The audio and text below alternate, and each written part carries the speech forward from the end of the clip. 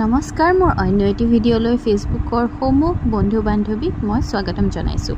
আজি মই বনাবলৈ লৈছোঁ লাওৰ হালোৱা, আৰু এইবিধ হালোৱা বহুতকে বহুবাৰ বনোৱা দেখিছোঁ। আজি ঘৰত কোমলীয়া লাও আধা ফাল আছিলে, গতিকে ভাবিলোঁ ময়ো বনাই চাওঁ কেনেকুৱানো লাগে সোৱাদ। আৰু গতিকে কথামতেই কাম, লাওখিনি এনেদৰে কাটি এই যে গুটি থাকে গুটিবোৰ এৰুৱাই ল'লোঁ আৰু তাৰ পাছত কাদ্দুকাছ কৰি ল'লোঁ। তাৰ পাছতে তাৰ লাওৰ যিখিনি পানী থাকে সেইখিনি অকণ চেপি উলিয়াই কেৰাহীত ঘিউ 4 চামুচ দি লাওৰ যিখিনি মই কাটি লৈছিলোঁ সেইখিনি দি দিলোঁ আৰু এনেদৰে ভালদৰে ভাজি ল'লোঁ। তাৰপিছত ফ্লেমটো একেবাৰে ল' কৰি এফালে গাখীৰখিনি উতলাই লৈছিলোঁ, গাখীৰখিনি দি দিলোঁ তাতে। তাৰ পাছতে দিলোঁ চেনি।